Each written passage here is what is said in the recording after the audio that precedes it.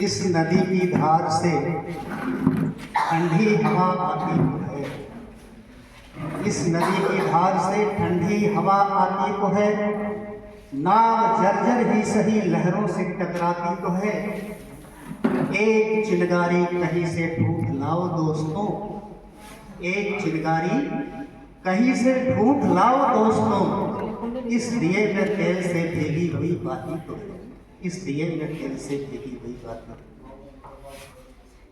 मित्रों, खास करके विद्यालय प्रतियोगिताएं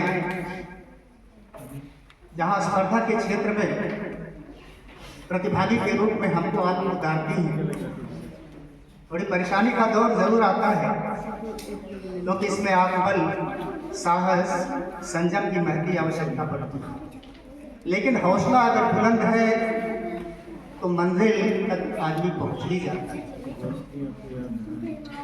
और ये प्रतियोगिताएं विद्यालय को गौरवान्वित तो करती ही हैं।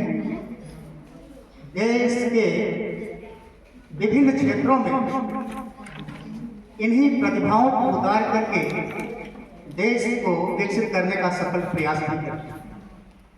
चाहे वो कला का क्षेत्र हो, चाहे आप कुशल वक्ता बन जाएं, चाहे नृत्य संगीत का क्षेत्र हो, चाहे खेल कूद का क्षेत्र हो, तो हर हाल में आपको आपके जीवन में एक नया आयाम, एक नई दिशा और एक नई बुलंदी ये प्रतियोगिताएं देती हैं। कभी कभी इसमें प्रतिभा की नर्वस भी हो जाता है, मायूस हो जाता है। हम बोलने के बाद भी हमको ये कोई स्थान नहीं मिला, कोई पोजीशन नहीं मिली। तो खास करके प्रतियोगिताओं के क्षेत्र में आपको निराशाजनक स्थिति में आने की जरूरत नहीं, आपको अपना हौसला और भी इजाफाई की तरफ ले जाना चाहिए। जैसे मछुआरा एक बार समुद्र में जाल फेंकता है तो कोई जरूरी थोड़ी है कि पहली बार जाल में ही मोती फंस जाए और वो मालदार बन जाए। पहली बार में सफलता अगर नहीं मिलती है, कहीं से साहस नहीं छोड़ता है, बल्कि साहस और पनपना शुरू कर देता है। अब की बार नहीं मिली तो अगली बार मिलेगी, एक बार और जाल फेंक रे मछेरे, ये भाव उसके अंदर हमेशा बना रहता है।